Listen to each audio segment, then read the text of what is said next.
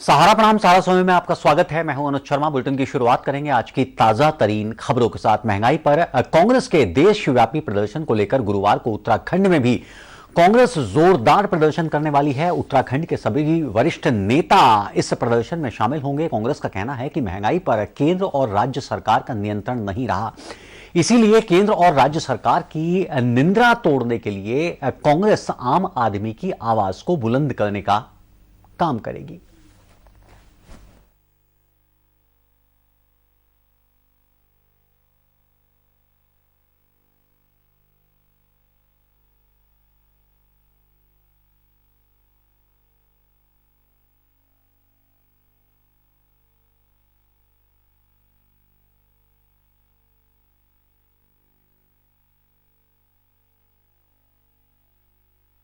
तो आपको बता दें कि कांग्रेस बहुत जल्द ही चौतरफा तरीके से राज्य सरकार को घेरने का काम करेगी। साथ ही साथ केंद्र पर भी तंज कसते हुए कहा है कि चुनाव खत्म होते ही लगातार महंगाई का जो आंकड़ा है, महंगाई का जो ग्राफ है, वो बहुत तेजी के साथ ऊपर जा रहा है। जाहिर तौर पर आम आदमी का जीना दूभर हो चुका है। ऐसे में तमाम गृहिणियां हैं जिनके सामने सवाल यह खड़ा हो गया है कि आखिर अपने घर की रसोई को चलाएं तो कैसे चलाएं। आमदनी के जो साधन हैं वो बहुत सीमित हैं और महंगाई लगातार बढ़ती जा रही है। ऐसे में घर चलाना, जिंदगी चलाना इंसान के लिए बेहद मुश्किल होता जा रहा है। पेट्रोल के दाम लगातार बढ़ रहे हैं, रसोई गैस के दाम लगातार बढ़ रहे हैं, बिजली के दाम लगातार बढ़ते जा रहे हैं। जाहिर तौर पर उत्तराखंड की बात करें तो उत्तराखंड में हाल ही में बिजली के दाम भी बढ़े हैं। गैस सिलेंडर, जो घरेलू जो ईंधन का इस्तेमाल होता है, उसके दाम भी लगातार बढ़ते जा रहे हैं। ऐसे में आम आदमी के लिए मुश्किलें लगातार बढ़ती जा रही हैं और आम आदमी की आवाज को बुलंद करने के मकसद से कांग्रेस का यह दावा है कि वो सड़कों पर उतरकर बीजेपी का विरोध करेंगे। ताजा अपडेट देने के लिए हमारे साथ जुड़ चुकी हैं हमारी संवाददाता राजधानी देहरादून से ज्योत्सना। जाहिर तौर पर कांग्रेस जिस तरह से प्रदर्शन कर रही है, कहीं ना कहीं वो लाजमी है। चुनाव खत्म होते ही जो आधारभूत जरूरतें हैं, जिनके ऊपर अन्य जो संसाधन हैं, उनकी कीमत बढ़ना या ना बढ़ना भी निर्भर करता है। जाहिर तौर पर पेट्रोल के दाम बढ़ते हैं तो किराया बढ़ता है, माल ढुलाई बढ़ती है, स्कूल जाने के लिए जो बच्चे स्कूल जाते हैं उन सबके जाने का जो किराया लगता है वो बढ़ता है, सब्जियों के दाम बढ़ते हैं, अनाज के दाम बढ़ते हैं, रसोई गैस की कीमत बढ़ती है तो निश्चित तौर पर महिलाओं का बजट खराब हो जाता है, बिजली के दाम बढ़ते हैं तो निश्चित तौर पर घर चलाना, वो भी इतनी भीषण गर्मी में, निश्चित तौर पर बेहद मुश्किल होता है। आम जनता का क्या फीडबैक आपको मिल रहा है? देखिए अनुज, अगर हम कांग्रेस की बात करें तो 2 अप्रैल से वो लगातार प्रदर्शन कर रही है। देशव्यापी प्रदर्शन है क्योंकि हाई कमान के कहने पर हर प्रदेश में ये प्रदर्शन किए जा रहे हैं और बिल्कुल लाजमी है। आप समझ सकते हैं कि जैसे ही चुनाव खत्म हुए लगातार पेट्रोल और डीजल के दाम बढ़े, वहीं गैस सिलेंडर के दाम बढ़े। अगर पेट्रोल डीजल के दाम बढ़ते हैं तो जो आवश्यक वस्तुएं हैं उनके दाम बढ़ना बहुत लाजमी हो जाता है। और खास तौर पर अगर हम उत्तराखंड की बात करें तो उत्तराखंड में तो सारी चीजें बाहर से आती हैं और माल भाड़ा बढ़ने से कीमतों में इजाफा हो जाता है। तो ये सारी चीजें, ये दिक्कतें सबके सामने हैं, चाहे वो मिडिल क्लास परिवार हो या लोअर क्लास हो, सभी लोग इस समय महंगाई को फेस कर रहे हैं। अगर कोई अभी तक 800 850 का सिलेंडर ले रहा था और अब उसको लगभग 1000 रुपए देने पड़ रहे हैं तो कहीं ना कहीं उसके बजट पर उसका असर पड़ता है। और यही हाल तेल का भी है। रोज ऑफिस जाना है, बच्चों को स्कूल जाना है, किसी बच्चे को कहीं और जाना है, परिवार को कहीं जाना है। ऐसे में लोगों के सामने महंगाई एक बहुत बड़ी परेशानी हो गई है। और बिल्कुल एक तरफ तो गर्मी और मौसम की मार है और दूसरी तरफ महंगाई की मार है, तो आम आदमी त्रस्त है। तो आम आदमी की आवाज बनकर इस समय कांग्रेस सड़कों पर है और कांग्रेस का कल समापन होना है इसका, क्योंकि जो लगातार प्रदर्शन होना था कल उसका अंतिम प्रदर्शन है। तो कल देहरादून में ये प्रदर्शन होगा और पहले दिन भी कांग्रेस ने बहुत ही सिंबॉलिक तरीके से प्रदर्शन किया था। सब्जियों की माला पहनाई थी सिलेंडर को। वहीं अगर आप दिल्ली के आपने विजुअल देखे होंगे तो स्कूटर को माला पहनाई थी राहुल गांधी ने। यानी कि अब ये मुश्किल हो गया है कि लोग अपना खुद का वाहन बाहर निकालें या ना निकालें, क्योंकि तेल की कीमत देखकर कहीं ना कहीं वो सियर उठता है।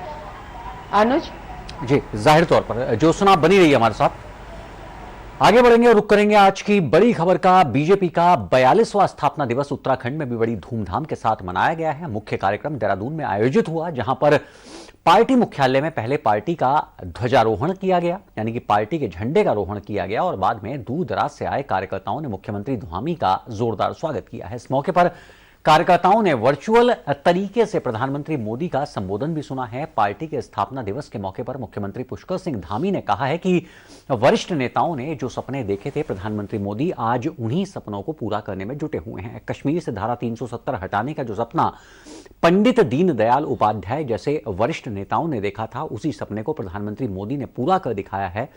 मुख्यमंत्री धामी ने कहा है कि प्रधानमंत्री मोदी के कुशल नेतृत्व में देश विकास की ओर अग्रसर है। विकास की कई योजनाएं चलाई जा रही हैं, साथ ही गरीब लोगों को अन्य योजना से काफी लाभ पहुंचा है।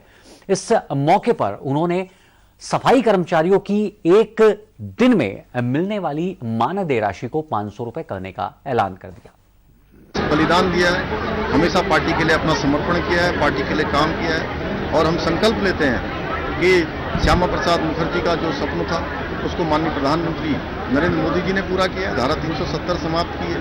अंत्योदय का जो सिद्धांत पंडित दीनदयाल उपाध्याय जी ने एकात्म मानववाद के रूप में हमारे सामने रखा था, आज हमारे देश के यशस्वी प्रधानमंत्री नरेंद्र मोदी जी के नेतृत्व में उन सभी कामों को पूरा किया जा रहा है, चाहे दलितों के क्षेत्र में हो, महिलाओं के क्षेत्र में हो, पिछड़ों के क्षेत्र में हो, आदिवासियों के क्षेत्र में हो, जनजातियों के क्षेत्र में हो, अनुसूचित जातियों के क्षेत्र में हो, हर क्षेत्र में आज चाहे कोई समय रहा हो, हर समय में माननीय प्रधानमंत्री जी के नेतृत्व में ये सब योजनाएं नीचे आ रही हैं। हमारे सफाई कर्मचारी भाई यहाँ पर भगत वालों में दिख रहा है, ये आए थे मेरे पास चुनाव से पहले। हमने कहा था कि जो है हमारे जितने भी पर्यावरण मित्र हमारे सफाई कर्मचारी भाई हैं, उन सभी का मानदेय एक दिन का चाहे जिसका 250 होगा, 350 होगा, 300 होगा, सबका मिलाकर हम 500 रुपया करेंगे। हमने उसका शासनादेश निर्गत कर दिया है।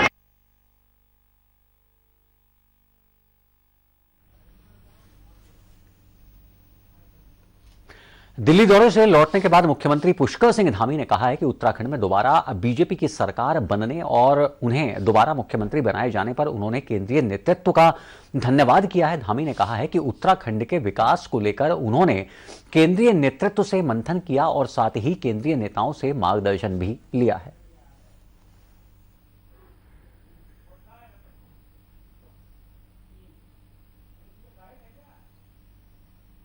नेतृत्व में भारतीय जनता पार्टी की प्रचंड बहुमत की सरकार बनी है और ये सरकार निश्चित रूप से हमारे उत्तराखंड के सपनों को साकार करने वाली सरकार होगी, उत्तराखंड को आगे बढ़ाने वाली सरकार होगी। उसके लिए मैंने मार्गदर्शन भी लिया है और कुछ उत्तराखंड के जो हमारे मुद्दे हैं, जो मुद्दों पर आगे काम होना है, आगे बहुत सारे विकास की चीजें हैं, उन सभी के लिए मैंने अनुरोध भी किया है और अनुरोध किया है कि आगे उन सभी पर अपनी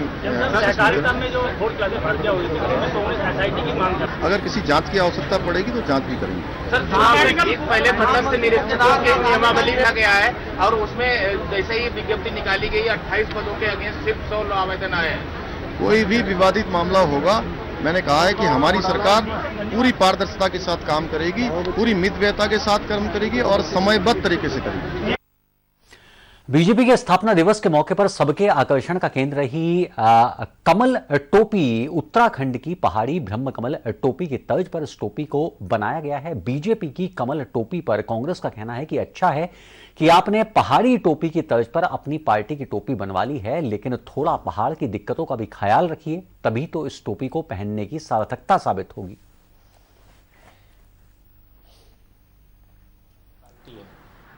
आज उनका भारतीय जनता पार्टी तो इवेंट आयोजित करने वाली पार्टी है।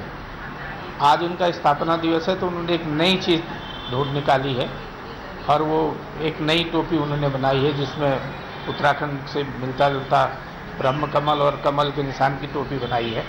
ये उनका अपना मामला हो सकता है, लेकिन अगर हम तो ये कह रहे हैं कि अगर उत्तराखंड के विकास के प्रति सरकार, प्रदेश सरकार और केंद्र की सरकार जो डबल इंजन की बात करती है, अगर वो गंभीर है तो 2-3 बातें अगर उत्तराखंड के लिए कर देंगे तो बड़ी बात होगी। उत्तराखंड के नौजवानों को रोजगार और जो हमारे पलायन की बड़ी समस्या है, अगर उसका निदान हमारे यहाँ कर दें तो हम समझेंगे कि निश्चित रूप से भारतीय जनता पार्टी और भारतीय जनता पार्टी का नेतृत्व उत्तराखंड के विकास के प्रति गंभीर है। यहां वक्त हो चला एक छोटे से ब्रेक का। ब्रेक के उस पार भी खबरों का सिलसिला जारी रहेगा। आप चलते रहिए सहारा समय के साथ।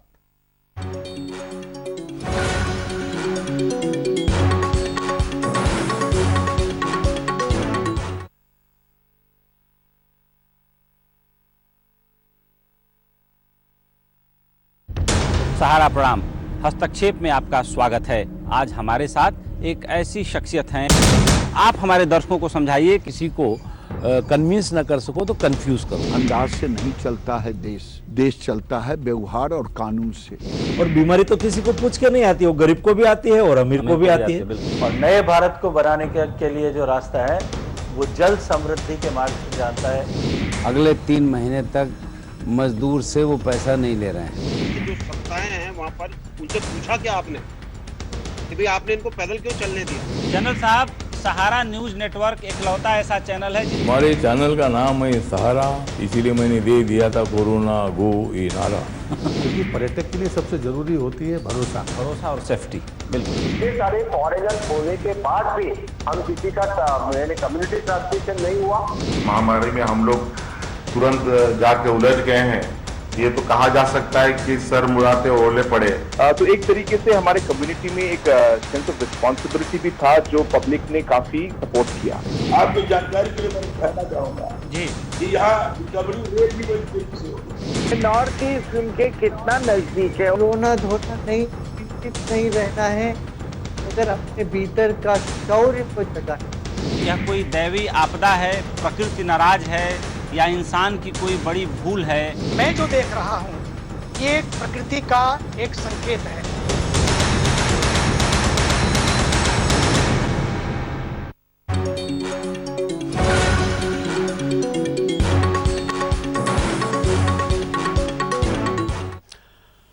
उत्तराखंड के पशुपालन मंत्री सौरभ बहुगुणा हल्द्वानी भी पहुंचे, जहां पर कार्यकर्ताओं ने उनका जोरदार स्वागत किया है। उन्होंने कहा है कि मुख्यमंत्री धामी ने जिन विभागों की जिम्मेदारी उनको सौंपी है उन पर वो खरा उतरने की कोशिश करेंगे। उन्होंने कहा है कि युवाओं को रोजगार से जोड़ने के लिए पशुपालन विभाग में आधुनिक तकनीक का उपयोग किया जाएगा। पहाड़ों से पलायन को रोकने के लिए स्वरोजगार के साधन उपलब्ध कराए जाएंगे। उनका कहना है कि उन्होंने संबंधित विभागों के अधिकारियों को निर्देश दिया है कि 15 दिन के भीतर बताएं कि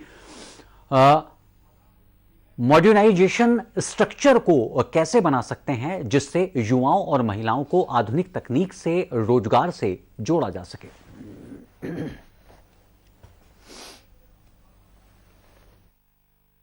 पशुपालन से हमारे पिछले सरकार में 5 साल बहुत अच्छा काम हुआ है। मैंने जो अपनी ब्रीफिंग ली थी, सारे अधिकारियों की समीक्षा बैठक करी थी, उसमें जो मैंने देखा कि 5 साल में हमारे पर्वतीय क्षेत्र में बहुत सारी ऐसी महिलाओं को, हमारे युवाओं को पशुपालन के द्वारा जोड़ा गया है। समस्या कहाँ से आ रही है कि थोड़ा जो युवा हैं वो पशुपालन में बहुत ज़्यादा इंटरेस्ट नहीं दिखा रहे, क्योंकि ओल्ड टेक्निक के साथ किया जा रहा है। कोई भी युवा को अगर आज मैं कहूँगा कि आप खड़े होकर गाय का दूध दोइए तो शायद वो नहीं करना चाहेगा। तो मेरा विभागीय कर्मचारियों को मैंने एक निर्देश दिया है कि आप ये पूरा प्रोजेक्ट बताइए किस तरीके से हम स्मॉल मॉडर्नाइजेशन वाली यूनिट्स पहाड़ों में खड़ा कर सकते हैं, ऑटोमेटिक यूनिट्स हों, ताकि हम उनको सब्सिडाइज रेट में हमारे वहाँ के युवाओं को दे सकें। और जब ऑटोमेटिक आप कोई चीज़ उसको करके देंगे युवाओं को तो उसका इंटरेस्ट उस चीज़ में जागेगा। तो उसमें मैंने एक 15 दिन का समय देकर अधिकारियों से एक समीक्षा बैठक में बोला है कि आप मुझे प्रेजेंटेशन दीजिए। कोशिश करेंगे। हमारा देखिए ये विभाग जो है, चाहे वो पशुपालन हो, चाहे वो मत्स्य पालन हो, चाहे वो दुग्ध विकास हो, ये सारे ऐसे विभाग हैं जिससे हम दूरस्थ ग्रामीण क्षेत्रों तक लोगों को रोजगार भी उपलब्ध करा सकते हैं, उनकी आय भी बढ़ा सकते हैं। नैनीताल पहुंचे उत्तराखंड के कौशल विकास और पशुपालन मंत्री सौरभ बहुगुणा ने पशुपालन व्यवसाय में आधुनिक तकनीक के इस्तेमाल पर जोर दिया है। सड़कों पर घूमते पशुओं के लिए शेल्टर बनाने के सौरभ बहुगुणा ने अधिकारियों को निर्देश दिए हैं। सौरभ बहुगुणा ने कहा है कि उत्तराखंड के 6 जिलों में मत्स्य पालन अच्छी तरह से किया जा रहा है। गन्ना किसानों के बकाया भुगतान को लेकर सौरभ बहुगुणा ने कहा है कि उत्तराखंड सरकार ने गन्ना किसानों को उत्तर प्रदेश के मुकाबले 5 रुपए ज्यादा मूल्य दिया है।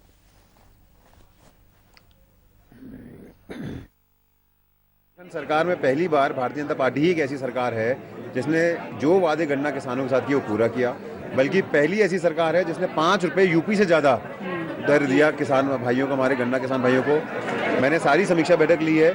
मैं खुद एक ऐसे क्षेत्र से आता हूं जो चीनी मिल से प्रभावित है, जहां पे गन्ना किसानों से प्रभावित है, और मैंने समस्त अधिकारियों को ये आदेशित किया है कि 45 दिन के अंदर अंदर जितना भी ऋण है चीनी मिलों का वो उनको भुगतान कर दिया जाए, क्योंकि हमारा मॉडर्नाइजेशन नहीं है और कोई भी युवा आज के दिन मॉडर्नाइजेशन के बिना पशुपालन करने के पीछे नहीं जा रहा है ज़्यादा। तो मैंने अधिकारियों को ये आदेश दिए हैं कि थोड़ा मॉडर्नाइजेशन के ओवर जाके और इसमें महिला समूह के द्वारा और हमारी मातृशक्ति के द्वारा और हमारे युवाओं को किस तरीके से इसमें इसका इंटरेस्ट पैदा किया जा सकता है, तभी आप पर्वतीय क्षेत्रों में ज़्यादातर पशुपालन और मत्स्य पालन का काम कर सकते हैं। उत्तराखंड में अभी तक कांग्रेस नेता विपक्ष और प्रदेश अध्यक्ष के नाम का ऐलान नहीं कर सकी है। नेता विपक्ष और प्रदेश अध्यक्ष के नाम का ऐलान कब तक होगा, इस सवाल पर उत्तराखंड कांग्रेस के नेता मथुरा दत्त जोशी का कहना है कि यह फैसला हाईकमान को करना है और जल्द ही नेता विपक्ष और प्रदेश अध्यक्ष का फैसला हो जाएगा। उधर गुरुवार को संगठन के चुनाव और सदस्यता अभियान के लिए केंद्रीय ऑब्जर्वर देहरादून पहुंच रहे हैं। 7 तारीख को गढ़वाल मंडल और 8 तारीख को कुमाऊं मंडल की बैठक में हिस्सा लेंगे।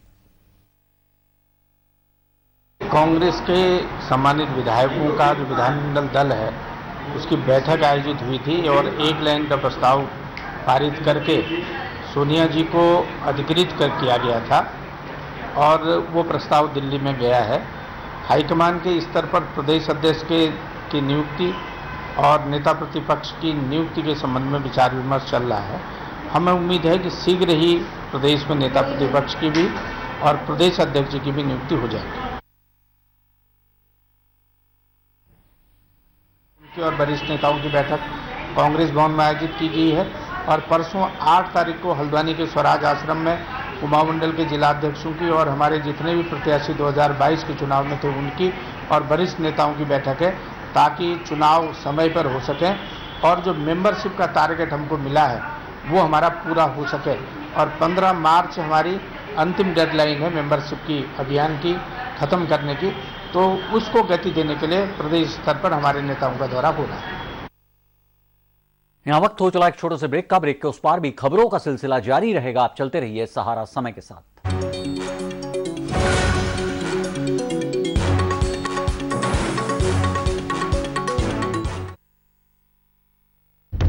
सहारा प्रणाम, हस्तक्षेप में आपका स्वागत है। आज हमारे साथ एक ऐसी शख्सियत हैं, आप हमारे दर्शकों को समझाइए। किसी को कन्विंस न कर सको तो कंफ्यूज करो। अंदाज से नहीं चलता है देश, देश चलता है व्यवहार और कानून से। और बीमारी तो किसी को पूछ के नहीं आती, वो गरीब को भी आती है और अमीर को भी आती है। और नए भारत को बनाने के लिए जो रास्ता है वो जल समृद्धि के मार्ग से जाता है। अगले 3 महीने तक मजदूर से वो पैसा नहीं ले रहे हैं। जो सत्ताएं हैं वहाँ पर उनसे पूछा क्या आपने कि भाई आपने इनको पैदल क्यों चलने दिया? जनरल साहब, सहारा न्यूज नेटवर्क एकलौता ऐसा चैनल है हमारे चैनल का नाम है सहारा, इसीलिए मैंने दे दिया था कोरोना गो ये नारा। क्योंकि पर्यटक के लिए सबसे जरूरी होती है भरोसा और सेफ्टी। बिल्कुल, ये सारे फॉरेनर होने के बाद भी हम किसी का कम्युनिटी ट्रांसमिशन नहीं हुआ। महामारी में हम लोग तुरंत जाके उलझ गए हैं, ये तो कहा जा सकता है कि सर मुड़ाते ओले पड़े। तो एक तरीके से हमारे कम्युनिटी में एक सेंस ऑफ रिस्पॉन्सिबिलिटी भी था जो पब्लिक ने काफी सपोर्ट किया। आपकी जानकारी के लिए मैं कहना चाहूँगा जी कि यहाँ रिकवरी रेट भी बड़ी तेजी से होगी। नॉर्थ ईस्ट उनके कितना नजदीक है, कोरोना धोना नहीं रहना है अगर अपने भीतर का शौर्य को जगा। यह कोई दैवी आपदा है, प्रकृति नाराज है या इंसान की कोई बड़ी भूल है? मैं जो देख रहा हूँ ये प्रकृति का एक संकेत है।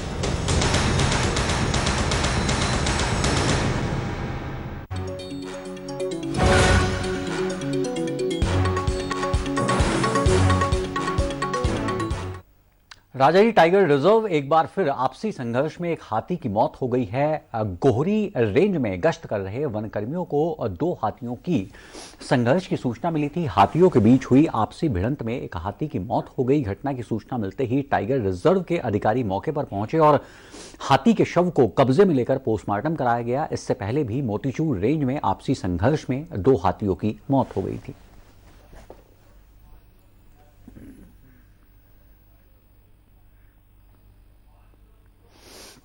ऊधम सिंह नगर जिले के जसपुर में बीते दिनों NH 74 पर पशु मांस फेंके जाने पर उपजे विवाद के बाद जसपुर कोतवाली परिसर में मीट कारोबारियों के साथ पुलिस अफसरों ने बैठक की है। जसपुर कोतवाली धीरेन्द्र कुमार ने ये मीट कारोबारियों को आवश्यक दिशा निर्देश दिए हैं। बिना लाइसेंस के कोई भी व्यक्ति मीट का कारोबार नहीं कर सकेगा। यदि कोई व्यक्ति अवैध तरीके से मीट का कारोबार करते हुए पकड़ा गया तो उसके खिलाफ कार्रवाई की जाएगी। कोतवाल ने बताया है कि हाईवे पर मांस फेंके जाने के विवाद में 2 लोगों की गिरफ्तारी हो चुकी है और कुछ लोगों के नाम सामने आ रहे हैं। उनकी गिरफ्तारी की भी कोशिशें की जा रही हैं।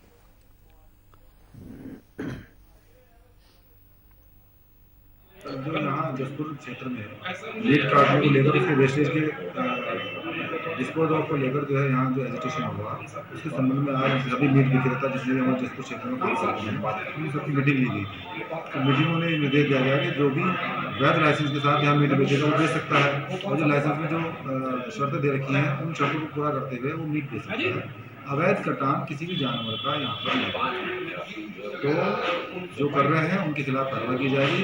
इन सबको इस बात के लिए नोटिस दिया गया है। इन सबकी जिम्मेदारी तय की गई है कि कोई भी व्यक्ति बिना लाइसेंस के यहाँ मीट नहीं बेचेगा। दूसरा, यहाँ पर कोई भी अवैध कटान जानवर।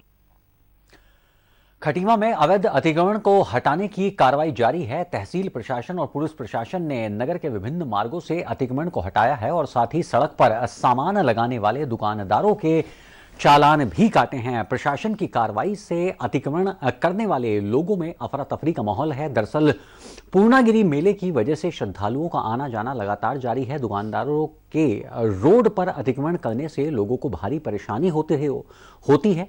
इसी परेशानी को देखते हुए प्रशासन ने अतिक्रमण हटाने का बीड़ा उठाया है ताकि किसी तरह से श्रद्धालुओं को कोई परेशानी न होने पाए।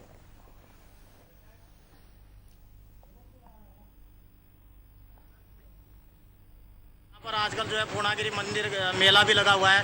लोग खीरी, लखीमपुर, पीलीभीत साइड से ज़्यादा तौर पर यहाँ पर लोग दर्शन के लिए वहाँ मंदिर में आ रहे हैं। मैं देख रहा हूँ कि यहाँ पर सड़क पर जो है इन गाड़ियों के किनारे रखे या अतिक्रमण के तौर पर यहाँ पर जो है काफ़ी जाम की स्थिति बनी होती है।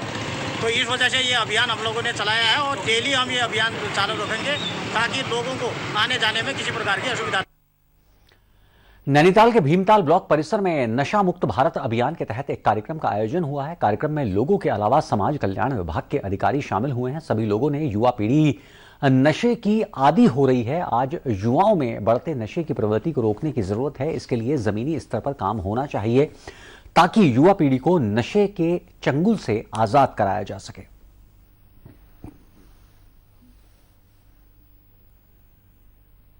माननीय ब्लॉक प्रमुख जी की अध्यक्षता में और सीडीओ साहब भी यहाँ पे मौजूद थे और डॉक्टर्स थे, काउंसलर्स थे, सभी के द्वारा एक गोष्ठी यहाँ पे की गई जिसमें हमारा मेन उद्देश्य ये था कि समाज को हम ये मैसेज पहुँचा सकें कि किस तरह से नशा समाज को हानि करता है और नशा मुक्ति किस तरह से की जा सकती है। तो ये बहुत ज़रूरी है कि हम नशे से दूर रहें। खास करके युवा पीढ़ी को नशे से परहेज़ करना चाहिए और ये पेरेंट्स की और बुज़ुर्गों की भी जिम्मेदारी है जो समझते हैं कि किस तरह से अपने घर के बच्चों को और युवा पीढ़ी को नशे से दूर रखना चाहिए। वो उन्हें संदेश देना चाहिए अपने बच्चों को। खास करके एक बहुत इंपॉर्टेंट इशू है जो हमारी सोसाइटी को इल करता है इस टाइम पे, वो है मेंटल हेल्थ का। नॉर्मली ऐसा होता है कोई ना कोई एंजाइटी, कोई ना कोई मेंटल इलनेस, कोई ना कोई डिप्रेशन जैसे सिम्टम्स बच्चे लोग, इनफैक्ट बड़े लोग भी ऐसा फील कर रहे होते हैं जिसकी वजह से वो नशे जैसी चीज़ों में अपने आप को इन्वॉल्व कर लेते हैं। ये बहुत ज़रूरी है कि मेंटल हेल्थ पे हम और ज़्यादा ध्यान। तो फिलहाल इस बुलेटिन में इतना ही। ताज़ा तरीन खबरों के लिए